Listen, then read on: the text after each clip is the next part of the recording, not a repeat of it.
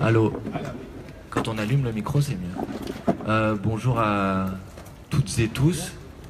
Ravi de vous accueillir ici à Marseille, sur ce beau site Saint-Charles, pour ces premiers amphis d'été de la France Insoumise. Bon, moi je suis Manuel Bompard, vous avez à mes côtés des députés de la France Insoumise.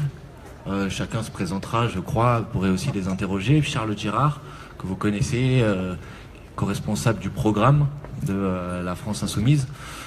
On va pas vous parler longuement en introduction, je pense que vous avez des questions, vous dire peut-être, moi je vais vous donner quelques éléments sur ces 4 jours, puisque les amphis d'été ont commencé hier, mais hier après-midi et ce matin c'était plutôt des temps d'ateliers de formation, et jusqu'à dimanche. Et puis mes collègues, Charlotte vous parlera peut-être de quelques temps forts de ces 4 jours. Mathilde Panot vous parlera des caravanes de la France Insoumise qui ont continué leur parcours pendant l'été et puis qui vont se poursuivre ensuite. Adrien Quatennens vous parlera aussi de la mobilisation sur la loi travail et notamment de la marche du 23 septembre. Ces amphis d'été, pour nous, c'est donc les premiers amphis d'été de la France Insoumise qui vont réunir environ 3000 participants. Et c'était pour nous important, après ces 2 campagnes électorales intenses, la campagne présidentielle et la campagne législative, d'avoir ce temps de rentrée, et ce pour plusieurs raisons. D'abord parce que la France Insoumise, c'est un mouvement jeune qui rassemble des citoyens de tout horizon, de tout parcours politique, certains avec une expérience politique préalable, d'autres sans cette expérience politique préalable. Et on avait besoin, je crois, d'avoir ce temps de rencontre, d'échange, de formation, pour permettre à tout le monde de créer aussi cette culture commune qui, je pense, a bien émergé dans la campagne présidentielle et dans la campagne législative, mais qu'il fallait encore conforter. Donc ces universités d'été, ces amphis d'été, on a souhaité les construire comme à l'image du mouvement, et en tout cas à l'image qu'on se fait, nous, du mouvement de la France Insoumise, c'est-à-dire une sorte de foire à idées, avec beaucoup de sujets, beaucoup de débats. Vous avez 35 conférences, vous avez 41 ateliers de formation, vous avez des ateliers de formation pour les élus, vous avez aussi des animations dans la rue et dans la ville de Marseille, parce qu'on n'a pas souhaité, la France Insoumise c'est un mouvement ouvert sur la société, on n'a pas voulu être enfermé entre guillemets dans notre université. Donc vous allez avoir notamment, hier il y avait un rassemblement à la Corderie, ce soir vous aurez des projections de films, certaines seront dans la ville de Marseille, nous faisons des ateliers caravanes dans les rues, il y aura une déambulation samedi après-midi entre l'université et les docks. Voilà, et puis le meeting de clôture qui sera lui dans le quartier du Panier. Donc voilà, avec vraiment une volonté d'être dans la ville et pas uniquement dans l'université. Vous avez aussi des formes de conférences ou d'animations on n'a pas l'habitude de voir, je crois, dans les universités d'été, donc des projections de films, des conférences gesticulées, voilà, des formes aussi un peu plus originales. Vous avez des émissions de web radio qui ont lieu aussi pendant l'université d'été. On a vraiment essayé de faire ce brassage à l'image du mouvement de la France Insoumise. Deuxième aspect, et là on ne tourne pas autour du pot, on a voulu faire aussi de ces temps de rentrée des temps de préparation de la rentrée sociale, parce qu'aujourd'hui on est la force d'opposition au président de la République, à la politique qu'il veut mettre en place. Et on veut et on prépare un mois de septembre qui s'annonce intense, avec un temps fort qui est le temps fort du 23 septembre, la marche contre le coup d'état social pour faire reculer le gouvernement sur les ordonnances.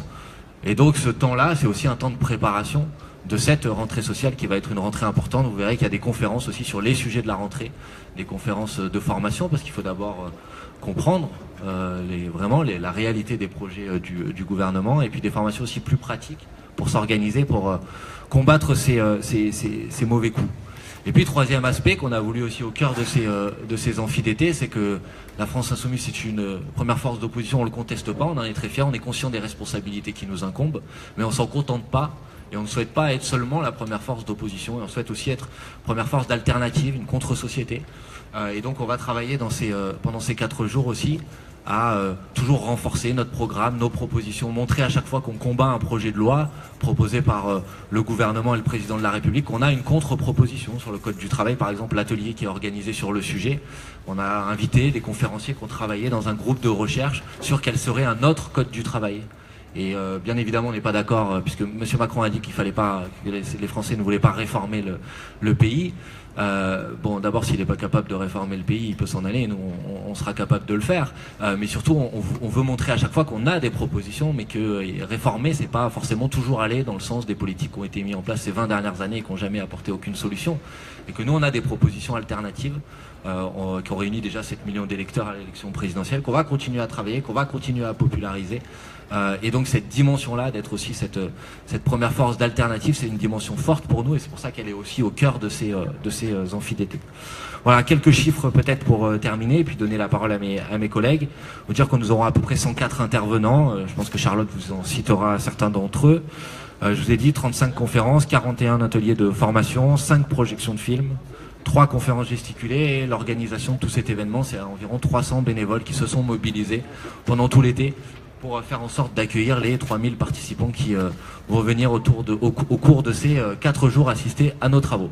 Voilà, merci beaucoup de votre présence. En tout cas, c'est aussi 100 journalistes à peu près accrédités. Donc vous voyez, on est conscient aussi du fait que ces journées seront des journées très regardées. Et c'est pour ça qu'on a souhaité aussi vous accueillir avec cette conférence de presse. Voilà, je laisse la parole à Charlotte.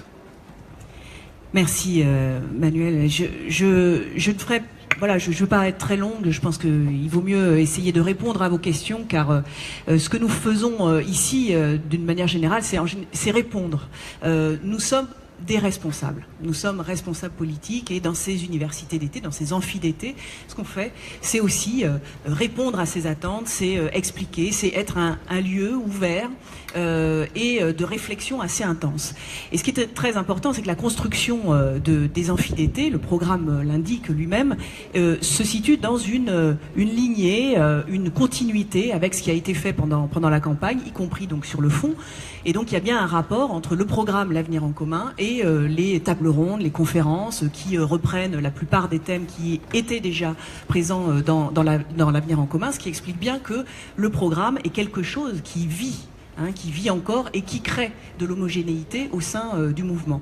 Et c'est aussi, et ça n'a rien à voir avec une clôture ou une fermeture, parce que précisément ces idées qui étaient dans le programme sont à nouveau brassées, puisque non seulement vous avez les auteurs ou les rapporteurs du programme qui sont animateurs de beaucoup de tables rondes, mais nous accueillons dans ces tables rondes des gens qui ne sont pas des soutiens officiels de la France Insoumise. Il y a des universitaires, des scientifiques, des gens qui veulent être en discussion, en débat, car nous pensons que on va dire la vertu en politique, c'est précisément la capacité à argumenter, à expliquer et à se faire à un moment donné une idée. Et une idée qui deviendra commune et qui sera, peut-être un jour l'intérêt général, en tout cas identifié comme tel. Enfin, voilà, ça dit d'un point de vue un peu théorique, mais tout ça pour vous expliquer que néanmoins, ce que nous faisons ici, c'est élaborer une culture commune. C'est un lieu de bataille culturelle, ça on l'a dit souvent sur des plateaux ou quand on essayait de s'expliquer, mais ici on vous le montre, on vous montre comment ça se passe. Et ça se passe pas de manière violente, ça se passe dans la réflexion collective, commune, c'est pas une doxa, c'est pas une secte, voilà, c'est un travail collectif d'ébullition intellectuelle. Vous dire également que un certain nombre de moments de temps fort dont Manu a déjà parlé, sur la web radio, les défilés, les conférences gesticulées, qui sont toutes ces formes que nous expérimentons, sont aussi des lieux où nous accueillons des paroles un peu exceptionnelles. Et en particulier, vous aurez la conférence de Rafael Correa, qui est l'ancien président de la République d'Équateur, et qui a tenu à faire un passage ici, qui est un passage pour lui et pour nous extrêmement important, puisque nous tissons comme cela un lien qui est déjà présent, mais se poursuit encore aujourd'hui, et on sait à quel point la réflexion sur l'Amérique latine et sur les expériences latino-américaines de constituantes, de révolutions citoyennes sont importantes, y compris pour nous. Donc nous continuons ce dialogue important pour la France insoumise. Donc Rafael Correa s'exprimera à partir de 18h30 aujourd'hui dans le Grand Amphi. Voilà à peu près ce que je voulais vous dire, et appuyer encore une fois, une dernière fois, et je m'arrêterai là, sur le fait que Manu l'a dit, mais nous nous adressons à la société, nous nous mettons au service de la société. D'accord ? Nous ne sommes pas dans une logique de fermeture et de clôture où nous regardons notre nombril. Voilà, ce n'est pas une réflexion auto-centrée, mais c'est une réflexion auto-gérée en direction de la société. Voilà. Merci, bonjour à toutes et à tous. Donc justement pour rebondir sur ce que vient de dire Charlotte à l'instant, je pense que les caravanes pour l'égalité des droits que nous avons continué à faire cet été et que nous faisons déjà depuis plus d'1 an, qui avait été une des actions phares de la campagne, montrent bien à quel point le mouvement de la France Insoumise est au service du pays et pas justement juste au service de soi-même. Donc ces caravanes, on les avait commencées il y a 1 an. Elles faisaient de l'information sur les droits sociaux et de l'inscription sur les listes électorales.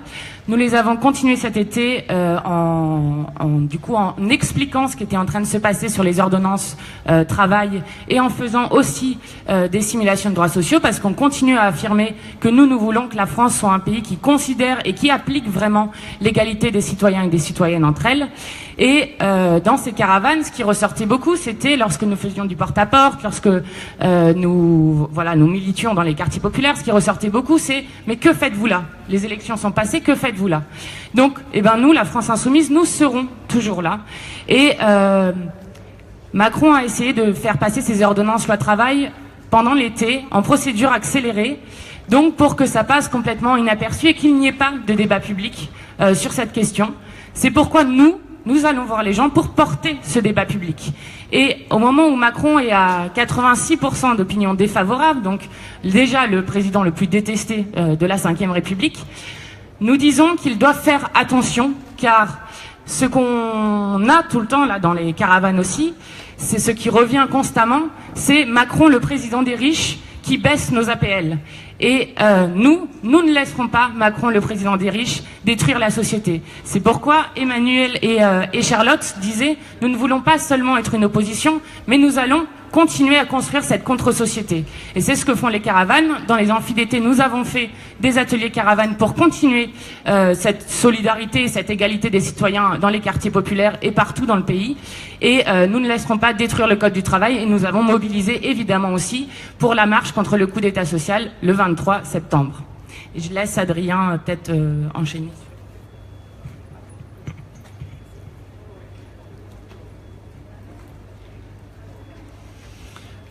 Oui, donc sur la mobilisation par rapport à la loi travail, ça a été dit précédemment, vous avez vu que la séquence parlementaire de la session extraordinaire a été marquée par les débats sur le projet de loi d'habilitation à légiférer par ordonnance. Une nouvelle séquence s'ouvre maintenant, puisque les Françaises et les Français qui ont eu la chance de pouvoir partir en vacances rentrent de vacances et découvrent que le gouvernement est habilité désormais à retourner complètement l'ordre juridique et social des 18 millions de salariés qui travaillent dans le privé dans ce pays. Nous avons non seulement, ça a été dit, dénoncé et la méthode du gouvernement, et nous avons contre-proposé sans cesse, parce que nous avons, nous aussi, des idées concernant le travail et l'emploi. Nous disons que finalement, il y a un continuum absolu entre les politiques menées par Emmanuel Macron, mais les précédentes aussi. Et ce qui est en train de se produire, sous nos yeux à tous, vous, en tant que journaliste, vous l'observez, mais l'opinion le voit plus vite que prévu, c'est que l'habileté d'Emmanuel Macron et de sa majorité, qui a consisté à faire croire qu'on avait le grand renouveau, le changement attendu, parce que le casting avait changé, finalement, les masques tombent plus vite que prévu. Et c'est à cela que tient finalement la chute dans l'opinion du couple exécutif. C'est le fait que, alors qu'on pouvait a priori penser qu'il y aurait du renouveau, nous savions qu'il y avait juste un changement de casting, mais que le scénario restait le même. Et que finalement, entre les politiques menées par Sarkozy, qui représentait à l'époque la droite, Hollande qui représentait prétendument la gauche, et Emmanuel Macron qui représente une forme hybride de centre, il y a un socle idéologique commun de l'ordre de 70 à 80%. Ces gens-là feignent de s'opposer pour se partager le pouvoir, mais en réalité, ils procèdent des mêmes politiques libérales qui produisent les mêmes effets. C'est-à-dire qu'on nous dit la loi travail va être la solution pour l'emploi, puisque pour eux, le problème de l'emploi, c'est un problème de compétitivité, de flexibilité. Nous voyons bien que le problème de l'emploi en France, c'est un problème d'abord et avant tout de pénurie d'emploi, du fait d'une atonie de l'activité, d'une nécessaire relance de l'activité. Et nous proposons, ça a été dit, un contre-modèle de relance de l'activité, mais de manière sociale et écologique. clairement, il y a maintenant un enjeu puisque le gouvernement, dans son habileté, a fait passer ce projet de loi dans la précipitation pendant l'été. Et bien évidemment, ce n'est pas un hasard. Non seulement ça permettait de faire en sorte que les parlementaires, que nous sommes d'ailleurs, n'étaient pas particulièrement aguerris à l'exercice, mais également au beau milieu de l'été, eh bien les Français n'étaient pas forcément les plus attentifs. Maintenant, en cette rentrée, il y a une nécessité absolue de contribuer à la mobilisation qui est nécessaire dans le pays contre ce que nous avons appelé le coup d'État social. Et si on fait la convergence de plusieurs mesures, c'est vraiment un coup d'État social que procède ce gouvernement. Vous avez non seulement la loi travail, qui est finalement la poursuite du processus entamé par les lois précédentes, puisqu'il y a un continuum entre les lois Rebsamen, la loi Macron, la loi El Khomri et maintenant cette loi Pénicaud. Mais également la préférence pour les riches assumée avec la baisse des APL, ça a été dit, et dans le même temps l'ISF qui est recentré avec une perte de 3 milliards. Et puis il y a aussi le fait qu'au mois de septembre, à partir du 21 septembre, va s'appliquer sans vote des parlementaires et des parlements nationaux, transitoirement, l'accord de libre-échange avec le Canada, qui procède d'un grand nivellement par le bas de toutes les normes sociales et environnementales. Donc tout ça, c'est un courant porteur qui fait que l'illusion Macron est en train de s'effondrer. Et donc nous appelons le pays à la mobilisation le 23 septembre. Je précise, parce que c'est souvent ce qui nous est dit, qu'il n'y a absolument pas de concurrence entre les décisions prises par les organisations syndicales et ce que fait la France Insoumise. La France Insoumise est un mouvement politique qui prend donc sa part de responsabilité, qui contribue à la nécessaire mobilisation. Nous serons, comme ça a toujours été notre tradition, derrière les syndicats le 12 septembre. Nous serons présents derrière eux, comme ça a toujours été le cas. Mais le 23, puisque nous sommes en capacité plutôt de mobiliser le week-end, eh bien nous faisons en sorte que puissent converger toutes celles et ceux qui veulent se battre contre ce coup d'État social. Et je précise que le 23 septembre, si c'est l'initiative de la France Insoumise, ce n'est en aucun cas une journée qui est la propriété de la France Insoumise. Et nous appelons toutes les personnes qui veulent y participer, dans la diversité totale de leur appartenance ou non politique syndicale, à venir. Et bien évidemment, je fais le lien avec ce qui apparaît sous vos yeux, qui est ces journées d'été de la France Insoumise. Tous les actes politiques que nous posons, que ce soit le groupe parlementaire à l'Assemblée, mais aussi le mouvement, dans notre esprit ne sont que des étapes intermédiaires, jusque notre objectif ultime, qui demeure et demeurera toujours la prise du pouvoir dans ce pays. Nous ne nous satisfaisons jamais des étapes accomplies, nous sommes toujours tournés vers les étapes à venir. Et donc oui, ce que vous voyez là, c'est un mouvement qui se prépare le moment venu, sérieusement, méthodiquement, à occuper les responsabilités. Et nous y sommes prêts et nous y serons prêts le moment venu. Merci Adrien, Mathilde, Charlotte, les amis députés qui sont à nos côtés. Bon, maintenant on va pouvoir répondre à vos questions sur ces amphis, la rentrée, les différents sujets qu'on a évoqués. On vous écoute. Je sais pas si on fait tourner le micro, c'est ça? Allez, on y va. Oui. Bonjour, Abelmès Le Monde. Sur la marche du 23 septembre, est-ce que vous avez des contacts avec des organisations syndicales qui pourraient venir y participer? Est-ce qu'il y a des discussions dans ce sens-là? Voilà, et avec lesquelles, s'il y en a.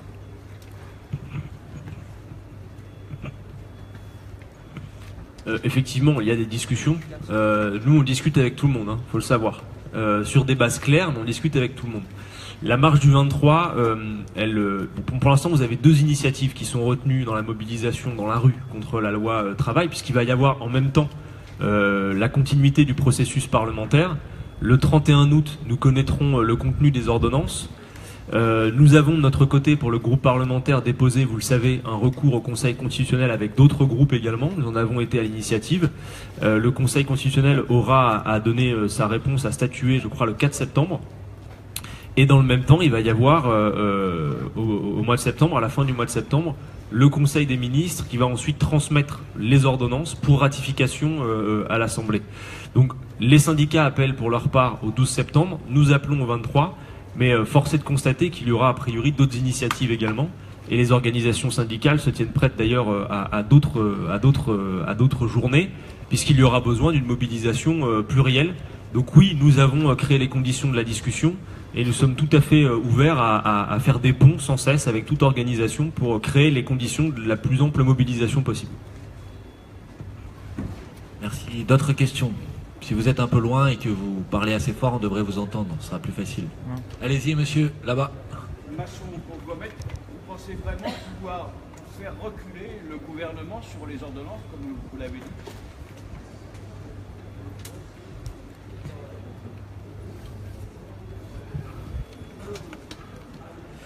Évidemment que nous le pensons.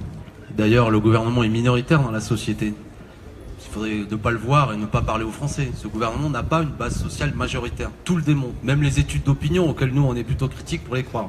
Peut-être que vous vous en doutez, mais parlez avec les gens, je ne connais personne qui s'enthousiasme avec le fait qu'on va aujourd'hui faciliter les licenciements, baisser les indemnités chômage, même pour les licenciements abusifs. Je crois même que dernièrement, ça se range dans des détails.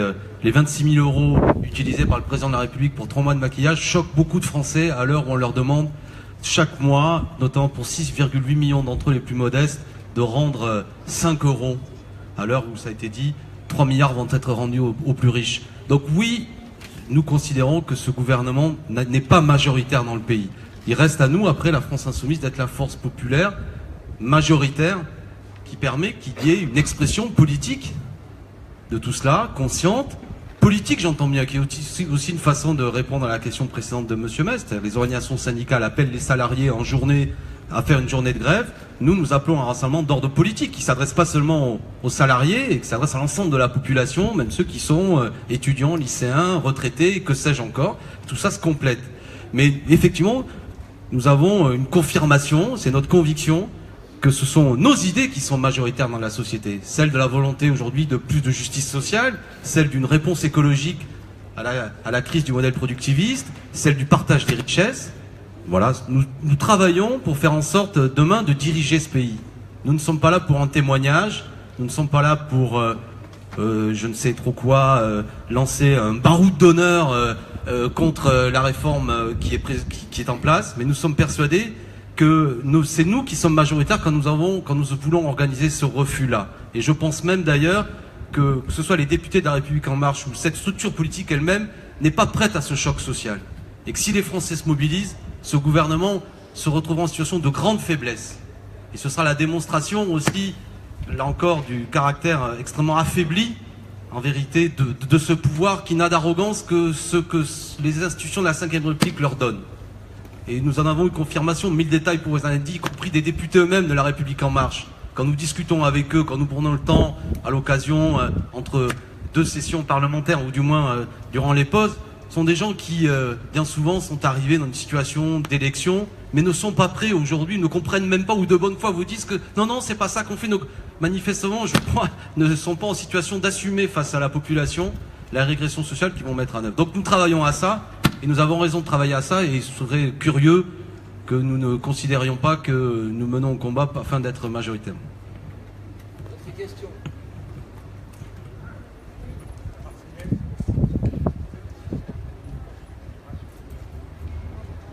On n'entend pas.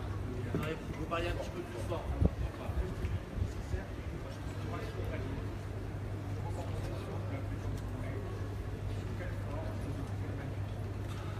Alors, écoutez, la France Insoumise, enfin, je pense le paysage politique dans cette dernière... Alors, tout le monde n'a pas entendu la question, je crois. Alors, je vais d'abord répéter la question. La question, c'est est-ce qu'on estime nécessaire qu'il y ait une, je veux pas, reconstruction de la gauche, je crois que le mot qui a été utilisé. Bon, d'abord, moi, je voudrais dire que le paysage politique à la sortie des 2 campagnes électorales présidentielles et législatives a été complètement bouleversé. Et qu'aujourd'hui... il y a la République En Marche, qui a une majorité à l'Assemblée nationale, on est au courant, on l'a vu, et puis il y a une force d'opposition, la première force d'opposition, je pense que ça a été remarqué par tout le monde, qui est la France Insoumise.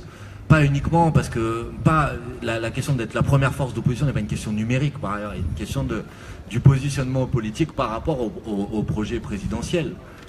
Or, aujourd'hui, vous avez le Parti Socialiste qui a déclaré que, notamment sur la loi travail, il ne voulait pas le retrait de la proposition, mais juste son aménagement. Et vous avez une partie de la droite et des Républicains qui participent au gouvernement. Donc clairement, la première force d'opposition, au sens d'une force qui a une proposition alternative, c'est la France Insoumise. Donc je pense que déjà, moi je n'utiliserai pas reconstruction de la gauche, parce que l'enjeu aujourd'hui, je crois, dans la situation dans laquelle est le pays, n'est pas de savoir, de se regarder le nombril entre nous, de se recomposer entre petits appareils. Non, l'enjeu c'est de proposer au peuple français un outil pour faire face et pour répondre aux urgences auxquelles est confronté le pays. La question sociale, c'est plus possible de continuer comme ça. La question écologique, à un moment, il faudrait peut-être enfin cette question soit prise en compte. Mathilde Panot, qui est à côté de moi, suit ces questions à l'Assemblée nationale, a dit la dernière fois, c'est pas à la hauteur de l'ampleur de la situation dans laquelle on est, l'impasse démocratique. Vous avez vu le taux d'abstention, notamment aux dernières élections législatives. Est-ce qu'on peut continuer comme ça? Il y a des urgences importantes. La question n'est pas savoir dans une petite salle à quelques-uns comment on va reconstruire les forces.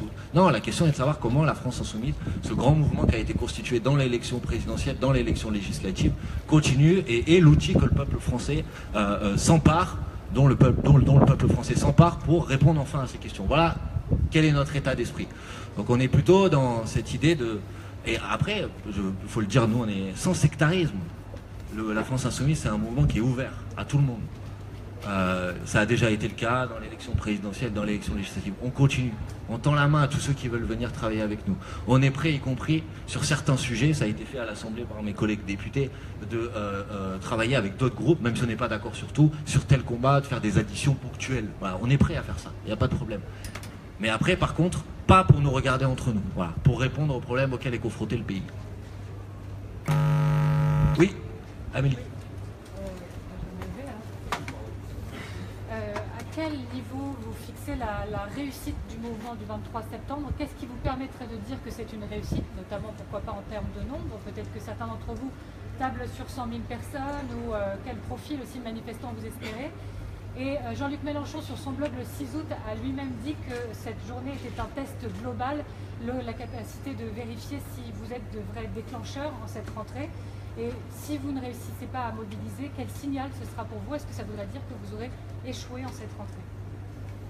Alors, on n'en est pas encore là. On est pour l'instant dans la préparation de cette mobilisation. Franchement, je ne suis pas venu ici pour vous donner un objectif chiffré de participation. Clairement, on souhaite qu'il y ait des dizaines de milliers de personnes dans la rue à Paris, qui montent de toute la France. Pourquoi? Parce que ça sera 3 jours après la présentation des ordonnances au Conseil des ministres, et vous savez que ces ordonnances, elles reviennent à l'Assemblée nationale.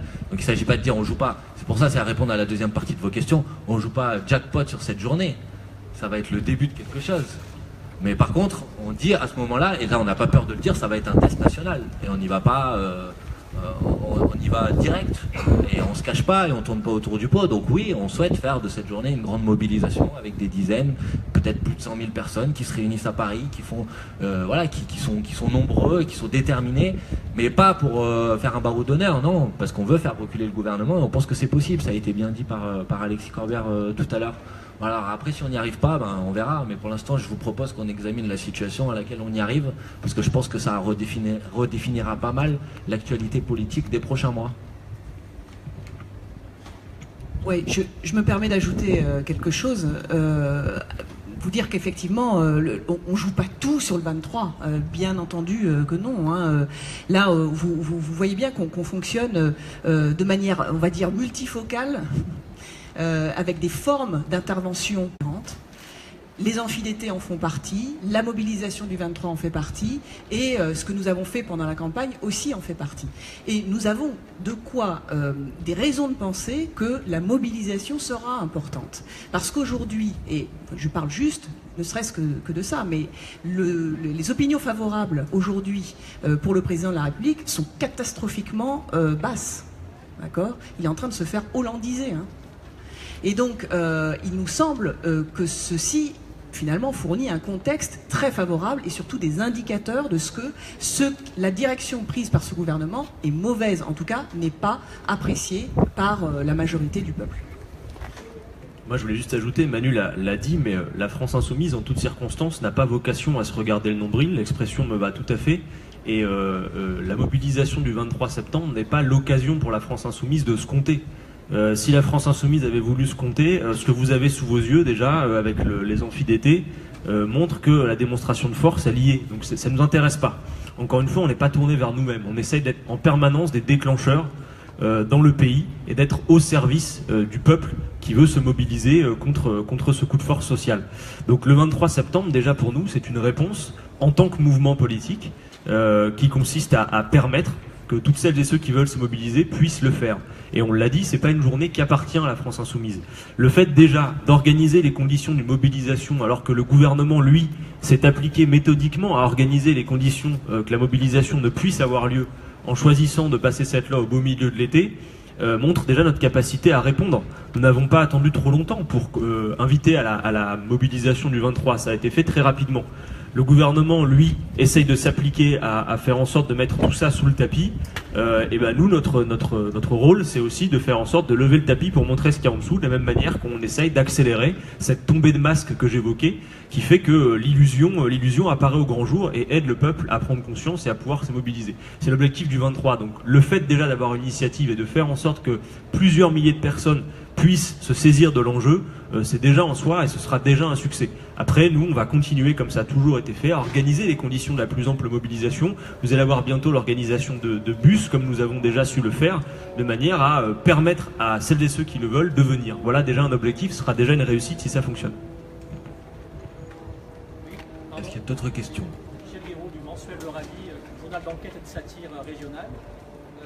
Où vous en êtes dans le calendrier, dans vos réflexions sur la transformation de la France Insoumise d'un mouvement très adapté aux temps électoraux avec la verticalité nécessaire et utile à ces temps-là, et de cette invention d'autre chose que d'un parti, c'est-à-dire cette fameuse horizontalité que vous réclamez.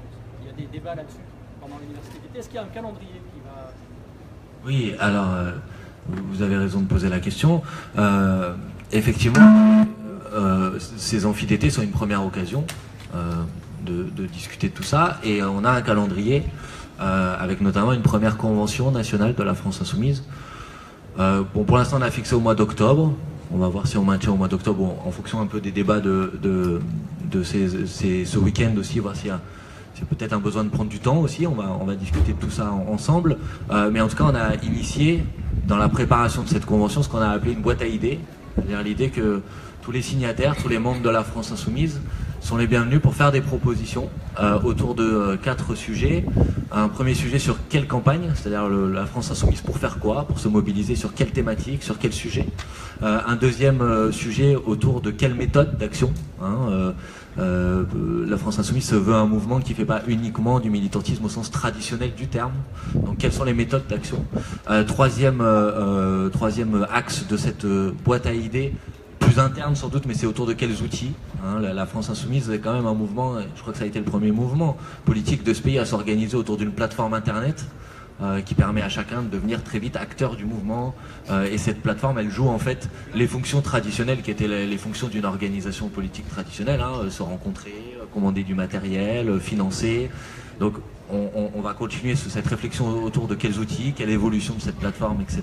Et le quatrième axe, c'est sur quelle modalité d'organisation, justement. Pour l'instant, la France Insoumise s'est organisée en groupe d'appui, donc il y a 5000 groupes d'appui, répartis un peu partout sur le territoire. Mais voilà, donc là on est dans le début, donc on va pas vous dire quelle va être la fin, puisqu'on est dans le début d'une phase de réflexion, de bouillonnement interne. Mais je crois que je peux dire, sans trop m'avancer, et je pense que ça sera partagé par mes amis, qu'il y a quand même une volonté qui est de ne pas reproduire une forme d'organisation en parti politique traditionnel, et qu'une des grandes forces qui a été celle de la campagne présidentielle, c'est-à-dire ce mouvement ouvert, ce mouvement, j'ai envie de dire presque à tiroir, où chacun y trouve sa manière, sa raison d'agir, sa manière d'agir, son rythme militant, cette multiplicité des formes d'engagement, cette capacité à être à la fois militant sur le terrain, militant sur Internet, militant en partageant le programme autour de soi. Et cette idée en fait de réduire la frontière qui préexistait entre les militants politiques et l'ensemble de la société, et de faire en sorte d'un mouvement qui soit poreux, ouvert sur la société, je pense que ça c'est vraiment les motivations qui nous guident dans cette phase de réflexion. Alors il y a une volonté d'inventer quelque chose de nouveau, oui, mais pas uniquement pour faire de la nouveauté, mais pour essayer de répondre aux enjeux qui sont les enjeux de notre temps aussi, la crise du système politique, l'abstention grandissante, une forme aussi d'impasse, je crois, des appareils politiques traditionnels.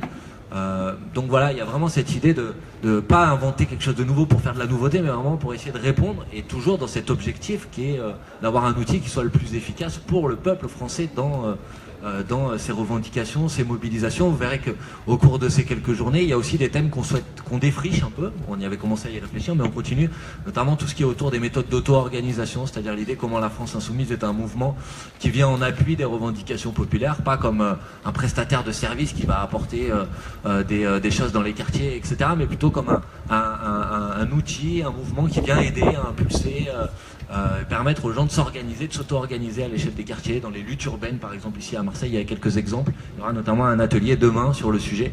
Voilà, une dimension qu'on a voulu assez présente dans ces universités d'été parce que relie un peu avec ce qu'on disait tout à l'heure sur cette volonté de construire aussi une contre-société.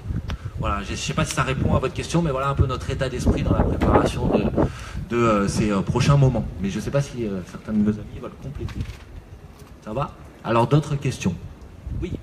Cyril Adrien Salmon pour TF1.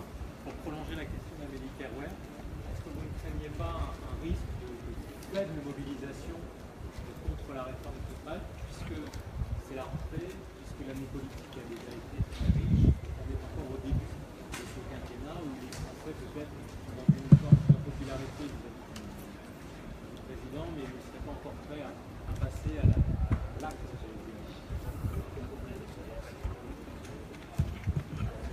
La question est, est-ce que vous ne craignez pas un risque? Oui, je vois que la journée du 23 septembre attire votre attention et c'est normal parce que c'est rare d'avoir un mouvement politique qui appelle à une mobilisation directement sur le terrain social et dans le fond, l'innovation, elle réside là. Et Amélie Kerouer posait la question tout à l'heure du niveau de succès, mais le succès déjà est là. C'est-à-dire, qu'est-ce qui justifie que, contrairement à ce qui a été fait dans le dernier quinquennat, celui d'avant, peut-être celui encore d'avant, je ne sais pas. Moi, dans ma vie militante depuis 25 ans, je n'ai pas le souvenir d'une rentrée sociale avec une mobilisation directement convoquée par le mouvement politique. Et la question à se poser, qu'on a tous se poser, c'est pourquoi est-ce que la société aujourd'hui française est mûre pour cela? Et c'est parce que nous sommes à la fin d'un cycle d'un régime qui est celui de la monarchie présidentielle où toutes les questions, qu'elles soient sociales ou environnementales, sont liées en définitive à des questions citoyennes, à des questions de pouvoir citoyen.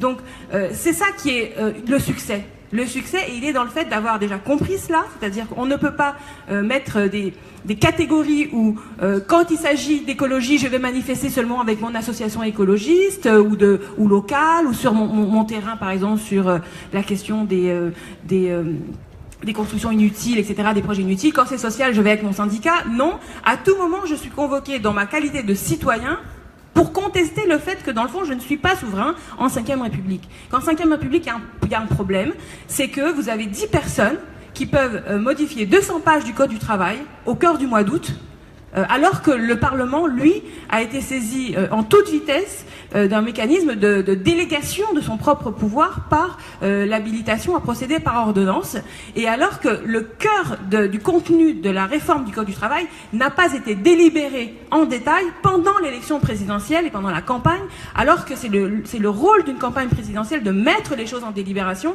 afin que le peuple souverain puisse trancher un certain nombre de questions politiques.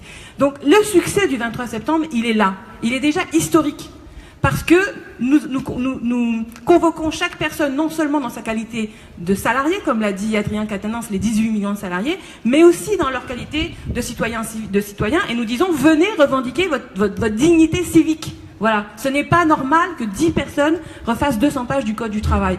Et en plus, il y a les questions de fond, qui sont occultées, qui sont traitées souvent pas techniques, et sur lesquelles nous faisons un travail d'éducation populaire. Et nous pensons que la société française aujourd'hui, elle est mûre pour cela, parce que la monarchie présidentielle est à bout de souffle.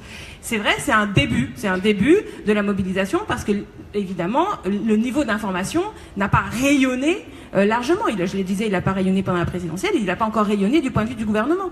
Mais nous sommes déjà heureux d'avoir déclenché ce mouvement, qui est un mouvement citoyen, qui peut aller à la victoire sur la question des ordonnances Macron, et puis largement qui est porteur de ce projet politique finalement de 6e République.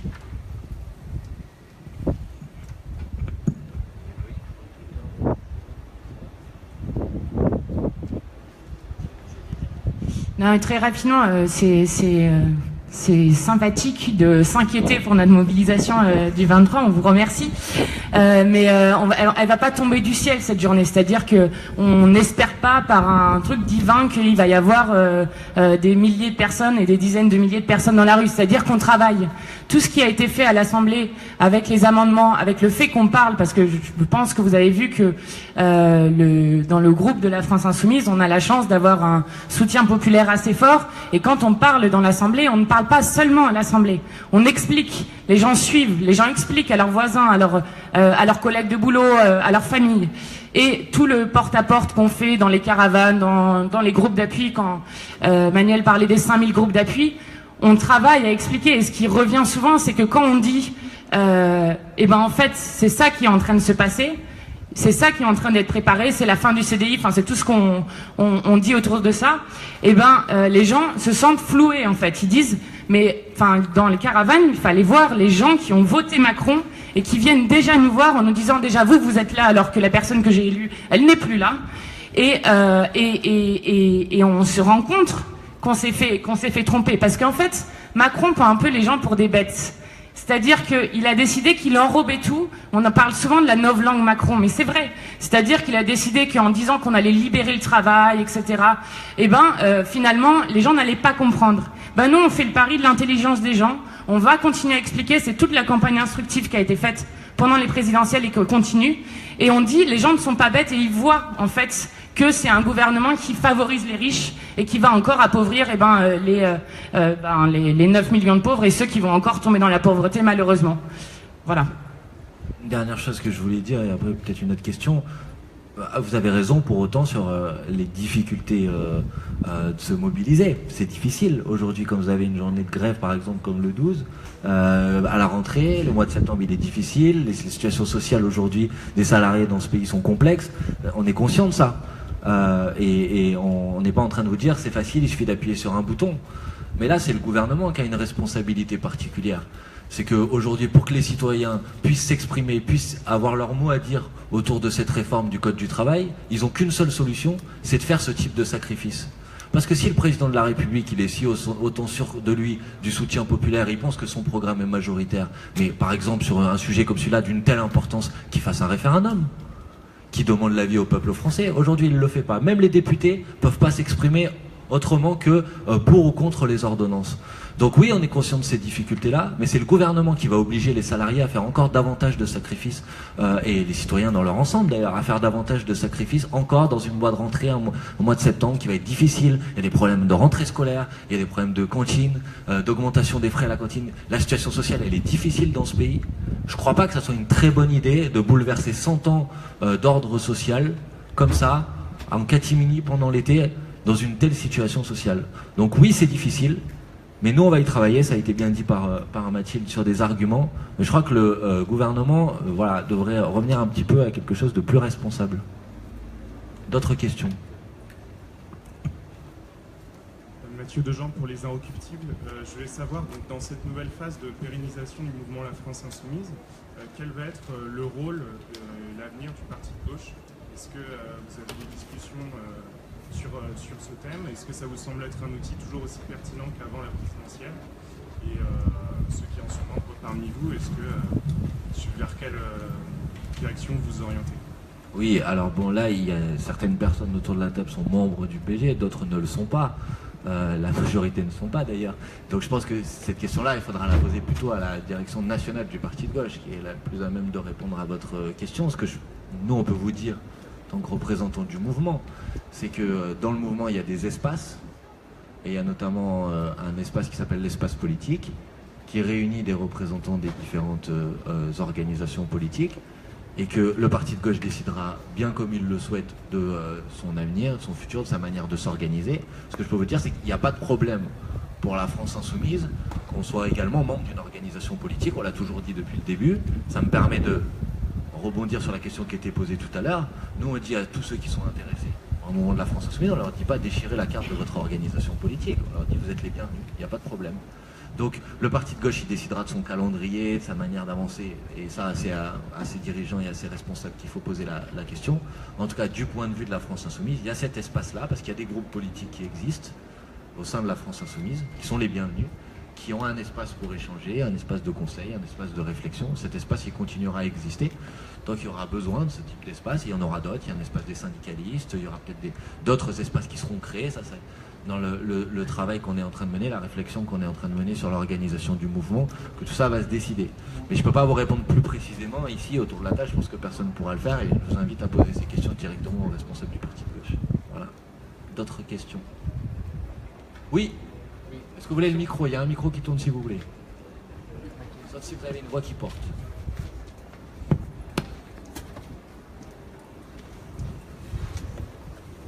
Oui, Christian Marie-Moschetti pour Provence Encyclopédie. Au titre justement de ce qu'on a appelé la noble langue, comment interpréter le très récent propos du président de la République disant que la France n'est pas, à travers son opinion publique, facile à réformer, peut-être même impossible à réformer? Est-ce que pour vous, en d'autres mots, c'est un lapsus révélateur, ou déjà donc un aveu du fait qu'il y a une prise de conscience, une opposition qui sera forte dans le cadre des modifications qui sont au programme du président? Alors, moi je crois, après si vous pouvez compléter, je pense d'abord que c'est un aveuglement en fait. C'est-à-dire que le président de la République, il croit dans sa tête que réformer le pays, c'est forcément faire davantage de sacrifices pour les plus modestes, davantage de cadeaux pour les plus aisés, davantage d'austérité pour les collectivités territoriales, davantage de pouvoir pour les grands patrons. Dans sa tête, faire des réformes, c'est ça. Bon. Et moi, je veux le dire clairement, nous, on n'est pas contre changer le pays, on n'est pas contre transformer le pays. Et le clivage qu'ils essayent d'imposer entre ceux qui seraient pour les réformes et ceux qui seraient pour l'immobilisme, on ne se reconnaît pas du tout là-dedans. Nous, on avait un programme, l'avenir en commun, plus de 300 propositions pour transformer ce pays. M. Macron, il n'avait pas ces 300 propositions pour transformer le pays. Donc oui, on est bien évidemment d'accord pour réformer le pays, il n'y a pas de problème, mais pas dans la direction qui est celle que propose M. Macron, qui est celle qui a été mise en place ces dernières années et qui a conduit à la situation dans laquelle on est aujourd'hui. Première chose. Deuxième chose, voilà, je pense qu'il faut le dire solennellement à M. Macron, que s'il pense qu'il n'est pas en capacité de répondre aux problèmes auxquels est confronté le pays aujourd'hui, il peut s'en aller, il n'y a pas de problème. Non mais il faut le dire, parce que quel est le sens de faire une telle déclaration aujourd'hui et de dire que de l'étranger, enfin franchement c'est pas sérieux.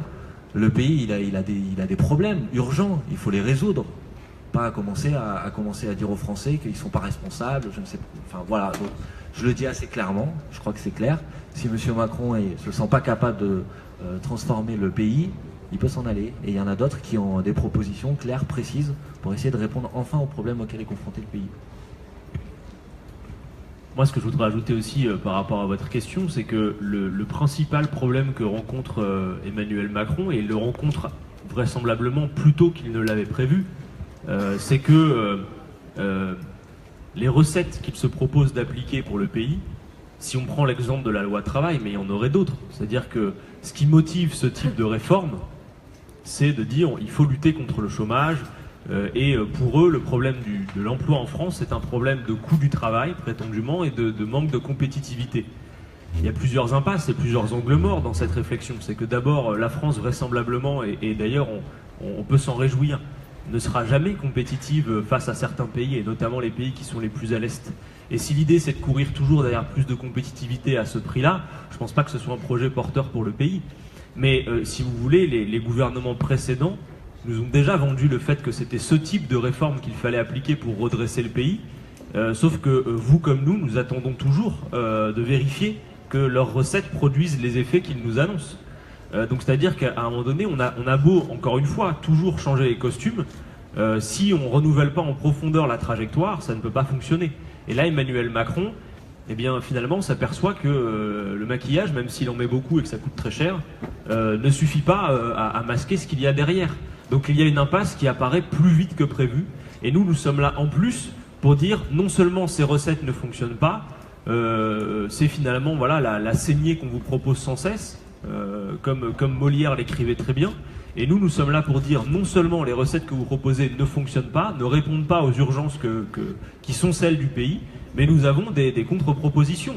Et petit à petit, vous le voyez, et ça transparaît déjà au sein de l'hémicycle, c'est qu'on observe que la France insoumise, non, ne sont pas des gens échevelés, pas sérieux, couteau entre les dents, mais des gens qui sont méthodiques et qui se préparent à gouverner le pays et qui finalement, au vu des recettes qu'ils proposent, apparaissent petit à petit. Ça commence à progresser, moi je l'observe. comme les plus raisonnables dans l'affaire, et pas les plus excessifs. Les plus excessifs sont ceux qui pensent qu'on va pouvoir continuer éternellement, et d'ailleurs la démonstration est faite. Et nous sommes le recours possible, et oui, compte tenu de la situation, les plus raisonnables. Et c'est pour ça qu'on le dit, inéluctablement, le moment viendra où nous serons en situation de gouverner le pays. Le plus tôt sera le mieux pour nous, pour toutes les raisons que nous avons évoquées. Mais petit à petit, le pays le comprend. Et nous allons faire en sorte de continuer à pouvoir incarner ce recours qui va être nécessaire, vraisemblablement, plus tôt que prévu. Et Manu a raison de dire que, bien évidemment, il y a le calendrier électoral qui dicte le temps politique. Mais effectivement, rien ne dit que tout ça va pouvoir tenir 5 ans. Et quand on voit ce que c'est déjà 3 mois après l'élection d'Emmanuel Macron, 5 ans, ça va être très long. Donc nous, oui, en toutes circonstances et à tout moment, on se tient prêt. Allez, d'autres questions, parce que sinon on est... Alors, madame. Bonjour, Presenza, c'est une agence de presse internationale positionnée sur la non-violence. Je voulais vous demander, moi je voudrais revenir aux amphis et à la France Insoumise, qui annonce un universalisme, qui a des visions plutôt très globales. M'a manqué dans ces amphis, en tout cas une vision d'invités d'Europe, d'ailleurs, d'autres courants européens, qui d'ailleurs peut faire aussi un lien très direct avec un point plus politique qui serait les prochaines européennes. Mais avant d'en arriver là, dans la construction de votre projet, quels sont les liens avec d'autres courants, avec d'autres groupements, avec d'autres organisations, non seulement en Europe, vous avez parlé d'Amérique du Sud en effet, qui a quelques expériences accumulées, mais comment en termes organisatifs vous pensez faire pour être aussi porteur, en tout cas une brique, à un projet que vous annoncez universaliste, donc comment vous allez faire ça? Oui, alors je vais vous répondre. Le programme parle aussi de lui-même, c'est-à-dire qu'il y a prévu parmi les conférences qui débutent demain, toute une série de conférences dont certaines permettent précisément ces discussions, ces tables rondes. Je pense en particulier à celle qui a lieu à partir de 16h, Mouvement ou Parti, un point de vue international, c'est-à-dire ici, nous permettons que s'expriment des gens de Podemos, anciennement Syriza, du Labour, enfin bon, nous avons parlé avec effectivement des Américains, des Grecs, des Espagnols, qui eux aussi se posent ces questions de forme d'organisation, avec la visée que nous avions déjà entreprise il y a maintenant presque 2 ans, qui était cette idée d'autre Europe. Et donc les discussions autour du sommet international du plan B, elles peuvent aussi trouver une place, une expression, une poursuite en tout cas de la réflexion de ce point de vue-là. Donc on n'a absolument pas négligé effectivement ces aspects, parce que vous avez raison de le dire, pour nous c'est très important que le message qui a une vocation d'expression externe soit effectivement, concrètement élaboré, coélaboré avec des forces d'autres pays, quoi. Sans parler de Corée, dont j'ai parlé tout à l'heure. Mais bon, vous aviez souligné que c'était l'Amérique latine. Et d'ailleurs, il y a une table ronde avec des gens spécialistes du Venezuela, spécialistes de la Bolivie, spécialistes de l'Équateur, du Brésil également, qui vont parler de ces questions-là. Allez, s'il n'y a pas d'autres questions, comme ça fait 1 heure, je vous propose qu'après les militants qui étaient autour de moi restent disponibles, je pense, pour faire des petits sons, des duplex. Et puis, on est à votre disposition aussi pendant ces 3 jours. Voilà, vous avez toutes les informations, le programme, Muriel qui est ici, et Juliette, Prado qui sont là-bas, qui peuvent répondre à vos questions et vous aider pendant ces 3 jours. Voilà, merci de votre présence et je vous souhaite un bon week-end. Merci.